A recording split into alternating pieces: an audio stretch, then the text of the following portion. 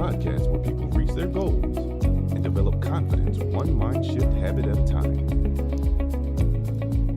Let's join our host, certified coach Christina.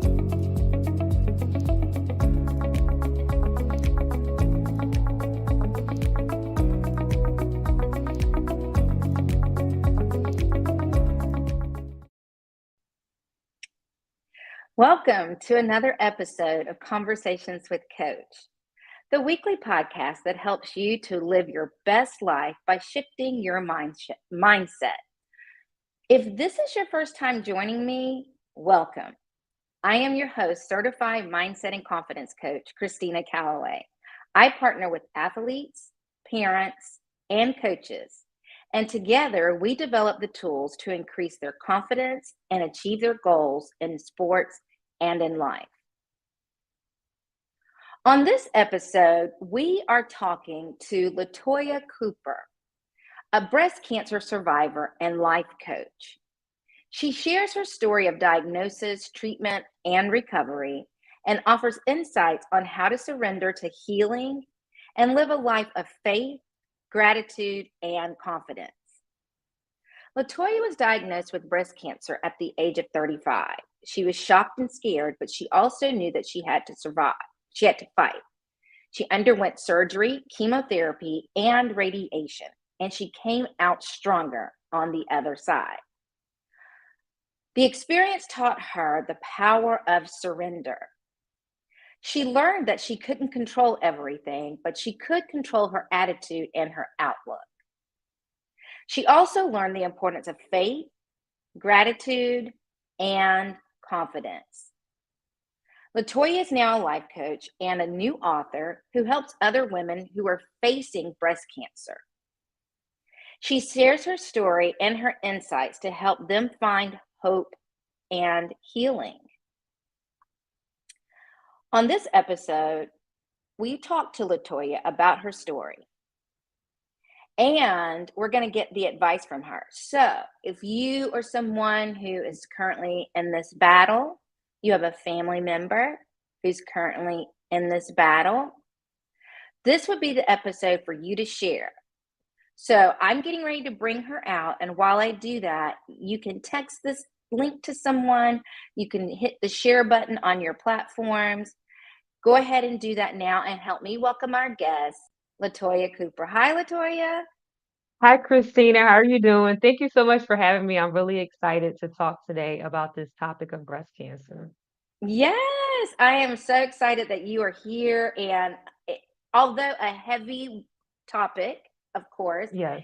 time people hear the word cancer, they immediately get nervous, which is, rightfully so. But I'm so thrilled when I was reading all of your information. I was like, I can't wait to talk with her. This is so inspiring about how she was able to use her faith. And just, you had me curious from the beginning with surrender to healing. And so the whole word surrendering, we all know, means to let go, right? hmm Yes. And in order to receive the healing, we're going to let go so that we can conquer whatever it is. And your thing happened to be breast cancer. And I want you to take a moment just to share. I gave a little bit of information, but tell us about your story and a little bit more about you. So I was diagnosed in my late 30s.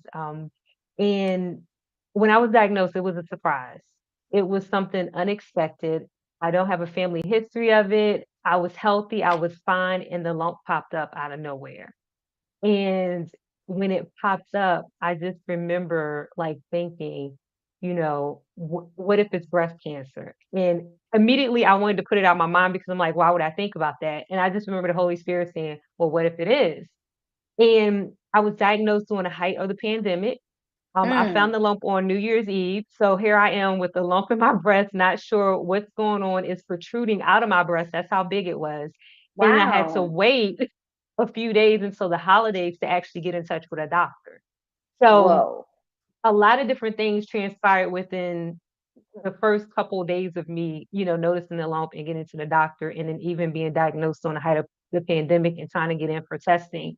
It really put me in a place where I didn't realize it now, but speaking with you, I started to surrender early because I didn't Mm, know what was going on with my breast, but at the same time, I couldn't worry about it because it would have put me into a bad space, if you're constantly thinking about mhm. what's going on and you're not sure.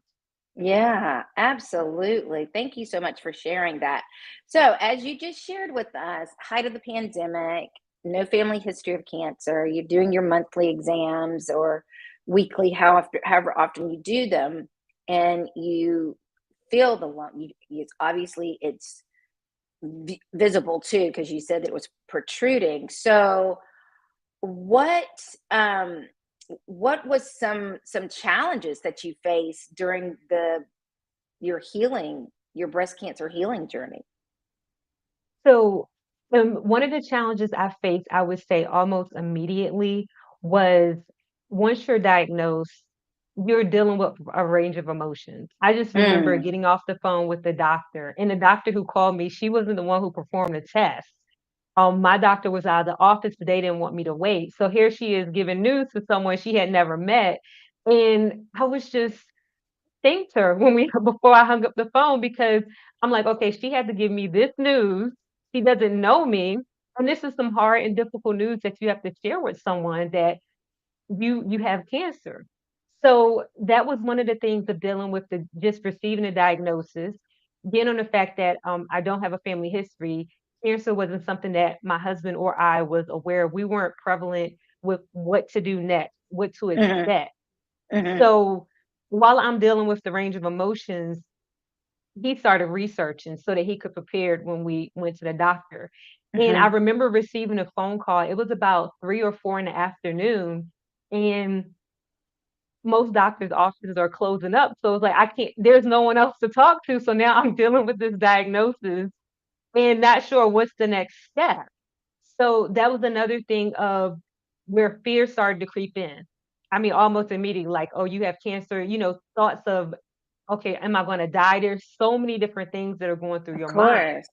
And Yes. I just remember, and I share this in my book as well, that I put my hand down in my head and I started to pray. And like the Holy Spirit was like, look, we're not going to do this. We're not going to think about the negative things. We're just going to trust and wait to see what happens. And that helped me because then I was able to share it with, my parents and my grandparents. And it was one of those things where when you receive a diagnosis like breast cancer, you're going to experience emotions, a range of emotions. Mhm, And I can't tell you how to feel, but at the end of the day, you have to know that it's gonna be okay because mm. you just don't wanna get caught up into being fearful and not sure how to move forward, if that makes sense. Yeah, absolutely. So I hear you saying a lot about your faith and how you hung Mhm. on to that. You immediately went to that when you got the diagnosis from the doctor's office. And prior to the doctor's office, where were you in your faith journey? So, I've always been a believer in God.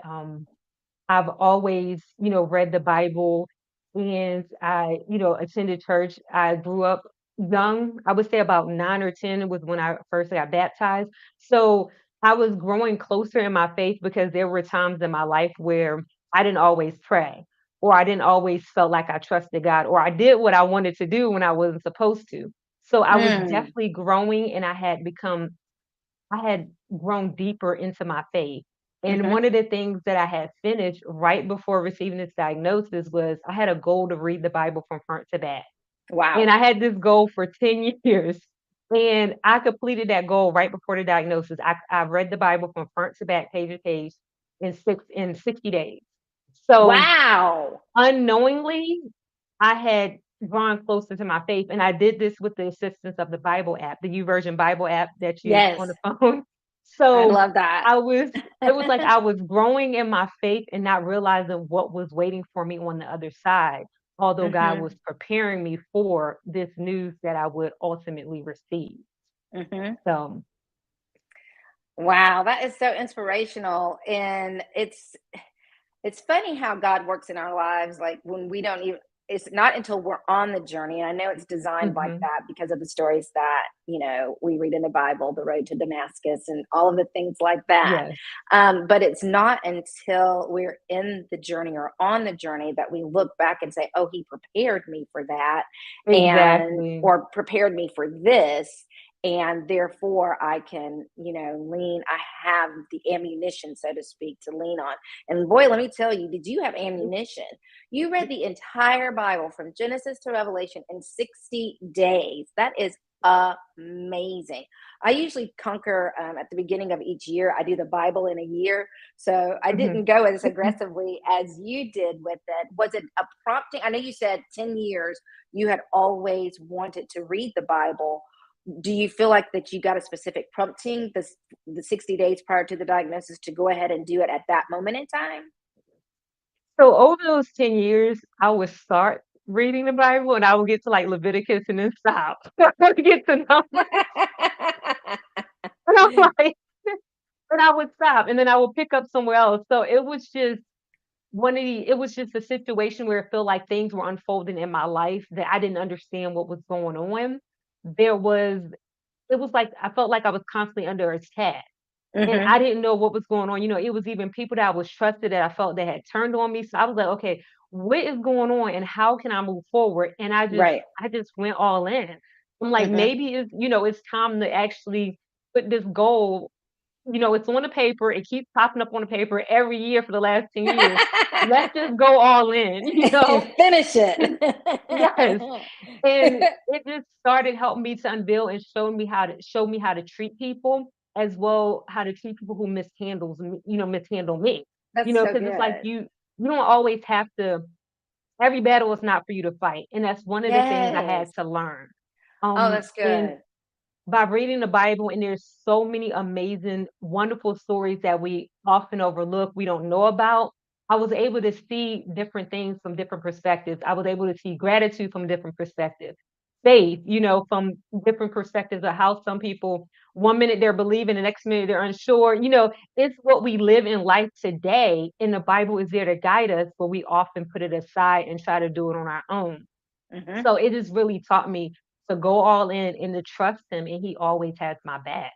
And when I look back over everything I've been through in my life from childhood to adulthood, he has always carried me, even though sometimes I just was like, I wanted to do my own thing. Yeah, where you don't wear that banner by yourself. We we all do that from time to time, probably more times than he would like for us to, but nevertheless, he's forgiving and he gives us another chance. You mentioned about your mindset and just having this Mhm, conversation with you. You have a very strong mindset and you have a very strong rooted faith. And like you said, you got the diagnosis from not your doctor, from mhm, another doctor in the practice.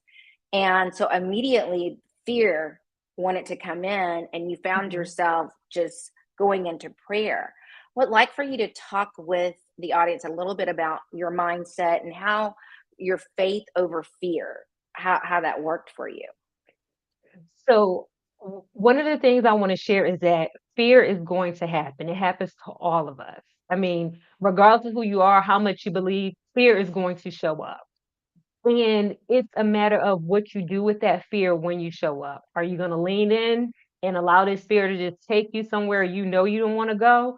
Or are you going to take a step Mhm. back and say, you know what? I can do this, even if it's baby steps.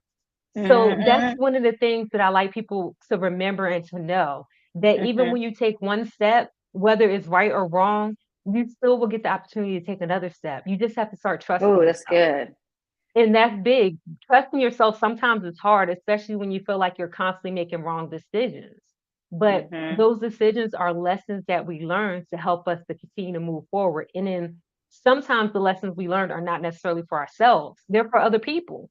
So you're going to go through different phases in your life where you're going to face both fear. You're going to, sometimes you're going to have the faith to knock fear out. Sometimes you're going to linger on and you're not sure if you have the faith to move forward, but just continue to move forward and trust every decision is going to reveal itself in a way that it needs to. And that's the big piece of surrendering, is actually trusting the unknown.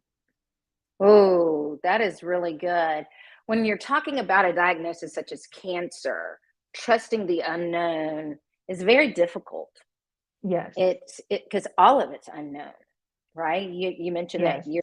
you found out a diagnosis and the office was closing, and it would be some days before you could actually get to the appointment. Not only are you having to be concerned with fighting this battle of cancer, but you discovered it during a time when we were in a pandemic. Yes. And so there was the opportunity for fear to really take root in you. And so you mentioned that your husband started doing the research. Once you started doing the research, how did that play into your faith? How did that help? So this is the amazing part about it is because I didn't know my husband did the research until we got to the appointment. Because when I received the diagnosis, I'm going through emotional battle. I'm uncertain of what's going on. Of course, he's remaining calm and resilient, so therefore, he doesn't want me to see him upset. So he's remaining calm and resilient. And I remember when we went to that very first appointment and we started talking to the doctor and they were explaining everything, introducing, themselves. And we started asking questions because this at the appointment was the very first time I received what stage and grade the cancer was. When the Mm, doctor called me over the phone, she said, "We don't have that information at this time, but when you go to your appointment, you'll receive that." So as my oncologist is sharing all this information, I'm starting to like I'm crying all over again. So then my husband is asking the doctor, okay, why do you recommend this to treatment? It just seems so aggressive. Like, what is really going on? And she's explaining to him, and he's going back and forth. Well, according to my research, and I'm looking at him like, oh, like, yes, babe, but at the same time, I'm crying and I'm bawling, I'm trying to be happy. It was so many different emotions, but he had already did the research, so he was able to go back and forth with the doctor to make sure that I was receiving the right treatment and the right plan. And this mhm. is another piece of advocacy. I wasn't able to advocate for myself at the time because I was so emotional in dealing with this new news, but he was able to step in and do that for me. So that was the other thing. And when we talked about it after I got through the journey, I'm like, babe, when did you do the research? He was like, I was just on it. Like I had to know what they were trying to set my wife up for. So yeah. Absolutely. So he immediately just jumped in and did the research. And usually I'm the one that does the research, and Right. I mean he does research too, but usually I'm on it. But I was I was unprepared for that appointment because I was so emotional. And that's Yes. another thing, you have to deal with your emotions because sometimes Uh-huh. we'll bottle them up, we'll keep them in, and we won't talk Mhm. about them. Yep. And that was a piece that I had to learn too. I had to deal with my emotions, I had to let them out, and that's another part of surrendering and a bigger piece of healing as well. Wow. See how God had that whole thing orchestrated. He Yes. knew that you weren't going to be in a position to advocate for yourself like you normally are, which I don't know very many people who are in that moment. They get to a Mhm. place where they can do it, but Yes. in the finding out and the unveiling of all the things, they're, for lack of a better term, they're just paralyzed with the diagnosis, Yes. and probably fear. Let's just face it, that is a very scary thing to hear. And so I want you to share with the audience, how can faith, gratitude, and confidence help someone heal from breast cancer or any illness or struggle that they may be going through? So in terms of faith, um It's it's where you have to believe, like for me, I remember the very first night before I went to sleep, like I prayed to God about what I was going through. You know, I didn't understand why me, but I knew that I couldn't focus on the why me, because Hmm. that would be a whole nother a whole nother place I didn't want to go. So one of the things I just remember praying to God and the story of Job popped up and I was reading Hmm. scriptures from Job. Right. And when I went to bed that night, I was in peace. Like I fell asleep in peace because God reminded me that, everything is not necessarily about you, but I always will have your back on this journey, whatever it is. Mm, So it was one of those things where I just started submitting to him because I knew I had no control. I had no control over what I was going to face. I had no control over the treatment plan, in terms of, okay, if this treatment is going to work, if it's not, I mean, there are treatment plans available for most types of cancer, but you don't know what's going to happen. correct. And so it was one of those things where I had to just completely and fully just trust and believe in him. And that's where the faith played a factor. And even as we went throughout the different treatment plans and things were happening, I still had to continue to give it over to him. It was moments where I didn't understand what was going on or why, but you still have to give it over to him. Yeah. And Hmm. then in terms of gratitude, um, I would say even before being diagnosed, I was a person who was, grateful. But being diagnosed with breast cancer and then going into the treatment centers and you're seeing different women diagnosed with different, different stages and grades, and some of the women who didn't make it, it's like I have to be thankful because I'm still here another day. Like death is really looking me in my face, but I'm here to Hmm. take another breath, to offer an encouraging word.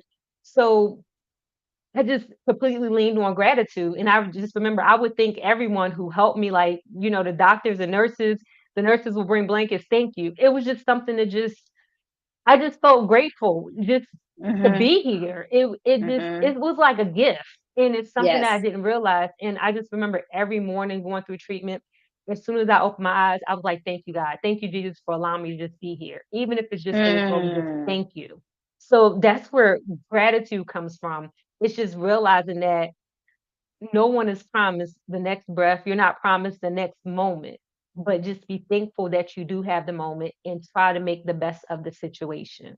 And Hmm. even when you're going through things that are bad, just Hmm. just take time to work through it because everything is not going to be good. So I don't want to make it Right. seem like, everything is grateful or not, but you're going to have those bad moments too. But Yes. even within the bad, there is still something to be grateful for. Absolutely. And then with the confidence, it was just about trusting and believing in Hmm. God, but also trusting and believing myself. Because you can believe in God, but do you believe in what you're saying to yourself and about yourself? Yes. Oh, say that one more Right? time. That's so good. Yes. You got to believe it. Mhm. Yeah. So if you don't believe it, you're not going to be able to walk it. You're not going to be able to show up as it. You're not going to be able to talk it. So it has to work Yeah. together in order for it to be good for everyone, for yourself and for those you're touching. That is so, so good. As you were sitting there talking, I was thinking about when you hit the gratitude piece and you would say every morning that you open your eyes, you said, thank you, God, for another, life, for day of living. And it took the focus off of what it was you were fighting against or that Hmm. he was fighting for you, and it put it more on you just having a very grateful heart, those who were helping you through it, the nurses, the technicians for during chemo and radiation. You were just very grateful and showed gratitude to them for just being there. And I can remember when I caught COVID and just got really, really sick, and Hmm. at one point was like, I don't know if I'm going to be able to make this. Like, this is just so hard. And I totally identify with what you're saying. Um, Being so close and connected to God and listening to him, and just being grateful for the little things. I know most recently I was exercising one morning. I get up really early in the morning and I go do a Pilates class, and the it happened to be on a Thursday, and the instructor said, as we were leaving, she said, have a great Thursday. It's the best day of the week. And then she asked a question. She goes, I'm curious, what's the best day of the week for you all? And then she looked at me and I said Sunday through Saturday. And she was like, I've never had anybody to answer it that way. And I said, well, when you have certain experiences, you Hmm. have gratitude and you're grateful for every single day. Every Yeah. day, like you said, may not be um, the day that you're grateful that you're having the struggles. And so we're not trying to put that out there. It's not a Yes. false gratitude, but it's a gratitude of I am just grateful that I am here for him to use me and Mhm. for me to inspire others. So I definitely identify with that. Now, like you said, you quite young, so to speak, Yeah. when you got your diagnosis. And I don't think you and I haven't talked about whether or not you had children before that, or if you do now. But a lot of times when women are diagnosed with cancer, whether it be breast cancer, ovarian, or any type Mhm. of cancer that's related to their female reproductive area, and they either haven't had any children or they have not completed the family that they had wanted to, the treatment sometimes can affect the fertility. Talk to the Yes. audience about fertility and breast cancer. This is a huge topic that is often missed. Mm, I say that because I've been on panels, and I'm an advocate for Tiger Lily Foundation, which also is a breast cancer organization. And I've learned from just talking from different women that fertility is often not talked about when women are diagnosed with breast cancer or a part of their treatment plan. And that's one of the things that I was absolutely blessed with, that my oncologist was prepared to talk with us about it, but also that my mom and both my husband both were, asked my mom. That was one of the things she asked when I mentioned it to her, that, when I told her that what was going on. And my mhm, husband was also prepared. mhm, So, and that was another gut punch when they mm, shared with me, we don't know what chemo or this treatment is going to do to your body. So you have an option to do fertility preservation, which is uh-huh, preserving your fertility. And mhm, at the time, I had not birthed my own children. I am a bonus mom, and I do have, nieces, children who I love dearly, but I had not birthed my own children. And mhm, it devastated me mm, because I'm like, okay, cancer is coming in trying to take my life, and now it's trying to take my future with it's trying to take our family, our future family. So, and I share this in the book because I really want women to know and just be prepared that when it comes to breast cancer, it's not just about the breast, but mm, chemo touches every part of your body, and you don't know mhm, what's going to happen or how it's going to happen. So one of the things that I do advocate now is for oncofertility, which is the treatment of, when you're going through the oncology part of breast cancer, that they also discuss and talk about the fertility options. And then with fertility, most insurance doesn't cover it. So now oh if you want yeah, to do it, you're coming out of pocket tens of thousands of dollars before you start chemo treatment. So it's so many different aspects that hit us all at once.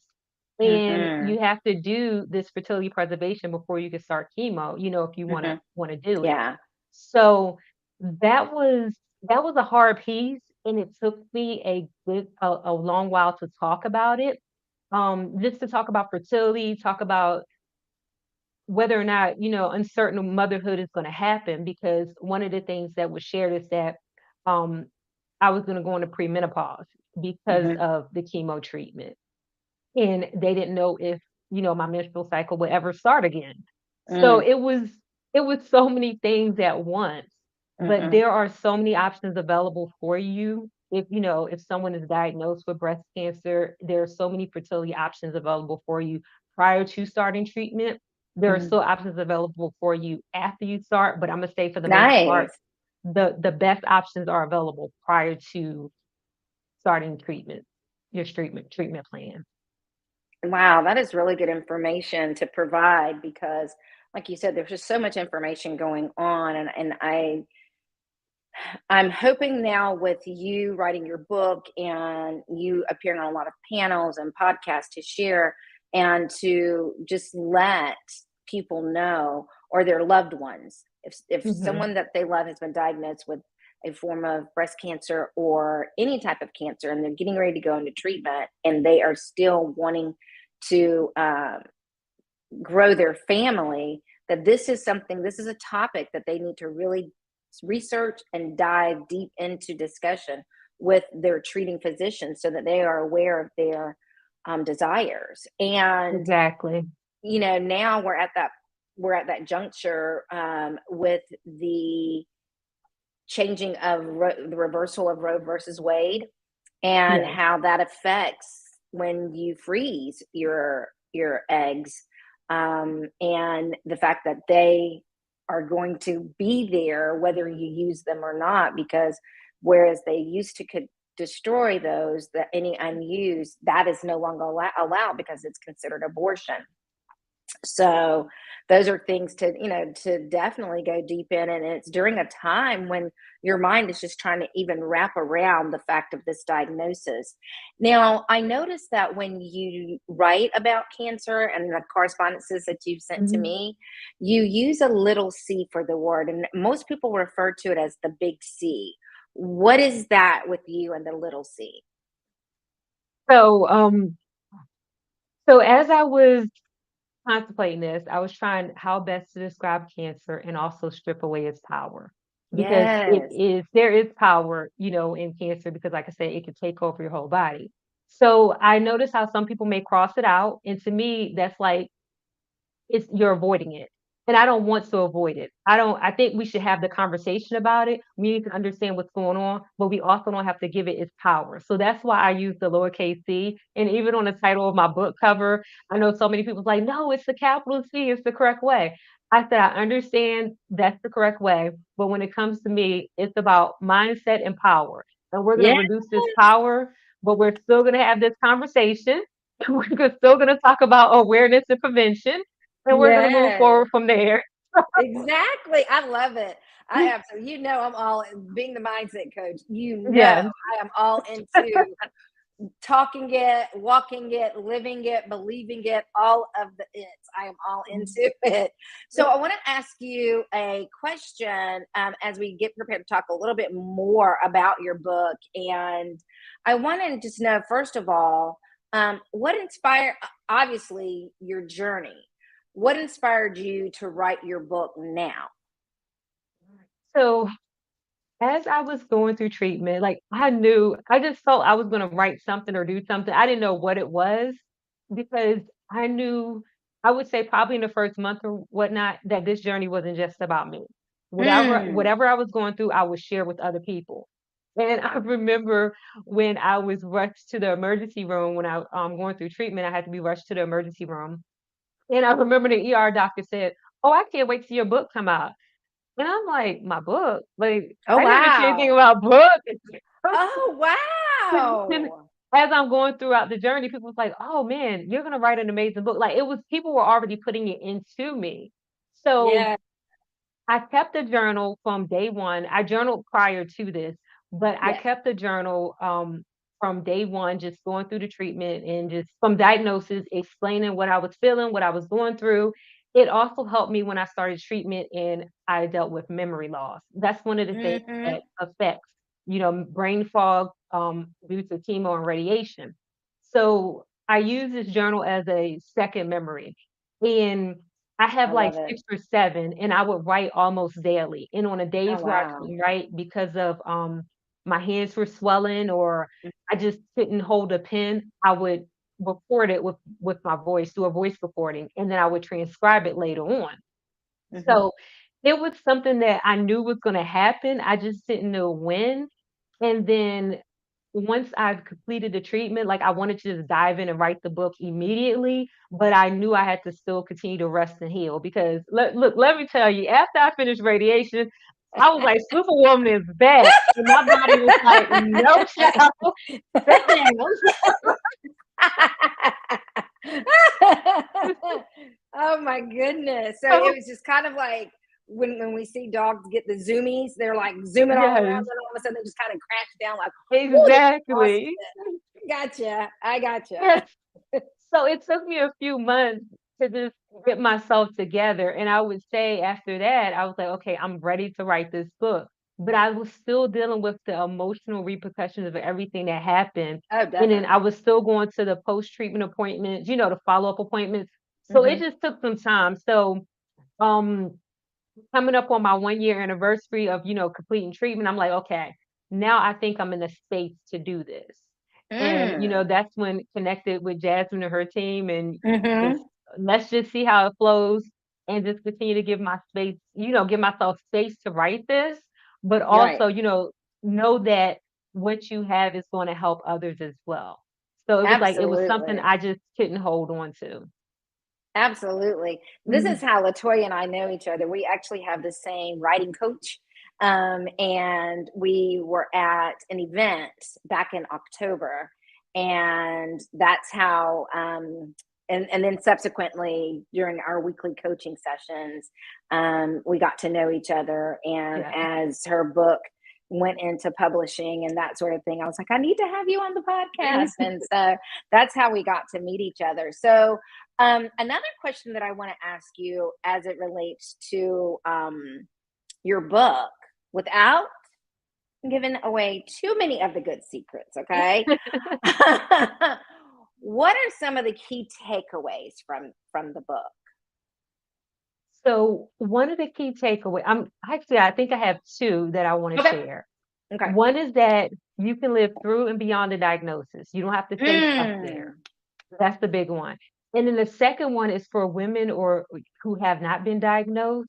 Hmm. This still provides information to help you with any medical situation, but it also helps you with your mindset. So that was one of the things that this book is like for everyday life. It's not just, Yes. okay, you have, breast cancer and then move forward. Yes, it is geared towards helping women diagnosed with breast cancer, helping those Hmm. family members to get through and understand it. But you can actually apply this to everyday life. Right. And as I share things, on social media and Instagram, recently someone came to me and said, "Hey, I know you went through breast cancer, but what you shared about advocacy or questions to ask a doctor, I use that for my situation. It had nothing to do with cancer. And now I'm getting the test that I need or receive, I need to help me to understand what's going on with me." So Hmm. that's why I said just it's about breast cancer, but it's more so about, okay, how can I live through a diagnosis and beyond it? Hmm. But at the same Hmm. time, how can I still breast health prevention is one of the key things I also share too. So, because we, Yes. as women, we need to put ourselves first. We have to start putting our health first because we take care of everyone and Yes. everything, and we put ourselves second or, "Oh, I'll wait." No, Oh, sis, right. take time out of your day, or your month, Exactly. your week, and take care of yourself. Absolutely. That whole analogy of put your mask on before you try to put on somebody else's so that you can be Exactly. of help. And I also just want to reiterate, LaToya mentioned several times that her husband did extensive research so that he was armed with knowledge to go and have an intelligent conversation and be his wife's advocate. This book is going to be that tool, that resource for any family member. There are men who also have to battle cancer, breast cancer, Yes. and or any type of illness. As she said, it's not just a book only about her breast cancer journey, but it's through sharing of her breast cancer journey in the book that she's able to give the insights, what to do, the hope, the courage, the faith, the confidence to continue even on those rough days, because the Yes. journey is a long, hard one. And Exactly. just how to stay focused with that. So before we wrap up, or as we get ready to wrap up, I want to ask you, what is your hope for the future of breast cancer research and treatment? I hope for a cure that we're able to find out exactly what causes breast cancer and why. Because, that just me being the person I am, I want to know the why and the what. So, what causes it and why, and how can we stop it? Because more and more women are being diagnosed, Hmm. younger women are being diagnosed. Hmm. So, what is really causing this? Hmm. Absolutely. That is very good. I could go on and talk to you for a really long time, and we don't have to do it all today. We'll get you to come back on another episode and share even more. And as you start doing your book tour, just make sure you put Conversations with Coach back on the list, and you come back Yes. and do all the talking. For my audience that you've been listening in and you want to know how you can get the book, this is the call of action where I share LaToya's information. And don't worry if you don't get this right now. This information is going to live in the show notes. and you'll be able to contact her. But I want you to go on all of her social media that's here, and I want you to start following her. You can reach out to her in the DMs and share your story, ask your questions. Maybe you're in this journey and something that she said is resonating with you and you want to do a deeper dive, reach out to her. But most importantly, I want everyone, I'm going to leave this up here on the screen for a little bit, but this is also going to be on in the show notes. I want you to go to her book's website called Surrender to Healing Book, and I want you to purchase at least 2 copies, one for yourself and one to bless someone else. It may be a family member. You never know when God's going to lay it on your heart when you pass a stranger that is going through, and you're going to have LaToya's book tucked in, and you'll be able to bless them right there on the spot. So definitely go onto her website and purchase her book for yourself as well as for others. Purchase bundles of them. You know, it might be just a good way to just start that conversation with someone, because sometimes when people are diagnosed, we're not really sure how to approach, how to talk to them. We don't want to say the wrong things. And so this book will be a part of your toolkit to help bridge those conversations. So before we close out, I do have final thoughts, and I do this with every guest. And I know you aren't prepared for this, but that's okay. That's the whole fun part of it. When it comes to battling breast cancer, faith over fear, any disease, what is the one mindset shift that you would like to leave with the audience? Trust and believe in yourself. One of the biggest things is getting to know your identity so that when people start talking back to you, when those voices in your head start saying, oh, you're not going to make it, or this is too hard for you to fight, you can talk back to it and say, yes, I am. I know who has called me. I know who is walking with me. You got to get to know your identity, know who you are, and walk in it. That's a huge mindset shift. Absolutely. Yeah, that was great. I appreciate you saying that, and I appreciate you sharing with me. And I thank you all for joining us and for engaging in this conversation.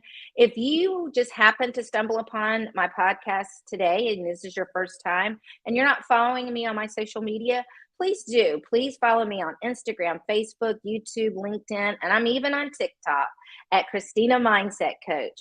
And if you are a parent, an athlete, or coach of an athlete, and your athlete is struggling with consistency in their performance, and they have the skill at one point and then they lose the skill, go to my website. Let's schedule a clarity call so that I can share with you my new book that's coming out soon called The Lost Skill Syndrome, and how you can increase your confidence and achieve your goals. Thank you again so much for joining us. And remember, your life is only as good as your mindset. Thank you for tuning in to Conversations with Coach. Please be sure to follow Coach Christina on all of her social media platforms. And remember, life is only as good as your mindset.